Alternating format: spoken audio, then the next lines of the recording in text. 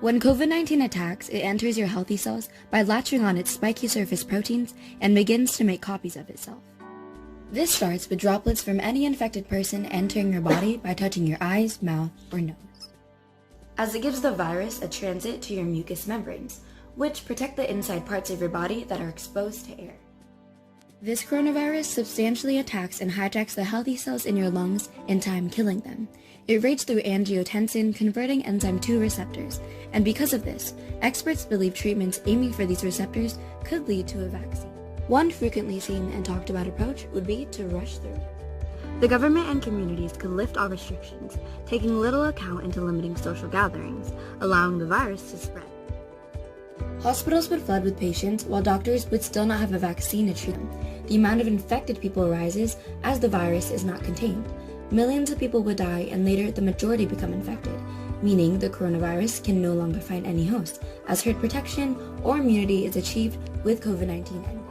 To avoid the great amount of deaths, another discussed approach could be to slow the spread, giving researchers time to develop a vaccine. This includes social distancing, quarantining those who've been infected, as well as those who've interacted with the infected, and closing off any areas where people have the ability to gather, such as shops, parks, and restaurants. Sadly, many deaths still occur, and when people ease back to normal as cases lessen, more spikes may happen, going back to physical distancing measures. Over time, scientists have created multiple vaccines, as it's a worldwide effort to find one, then vaccinating people, again leading to herd immunity. As these two approaches are almost opposite of each other, we come to the third one of coordinating responses. This approach plays into the interconnectivity of the world, with different areas and regions peaking and flattening at different rates. COVID-19 is to be completely destroyed by restraining the virus to reach potential hosts, done from social distancing measures, strict quarantining, and restrictions on travel. Instead of making decisions based on particular regions, the world joins together, implementing the same strategies to kill the virus.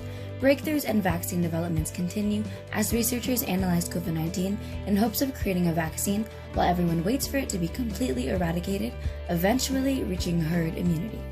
Everyone defines their needs differently, some demanding haircuts, some needing to go back to work, and others praying people stay safe and at home. When going out, consider your urgency, and me too, with respect to others' concerns. COVID-19 will end, eventually, but it's all about coordination and resources with the science happening behind everything. Stay safe and healthy, and keep educating.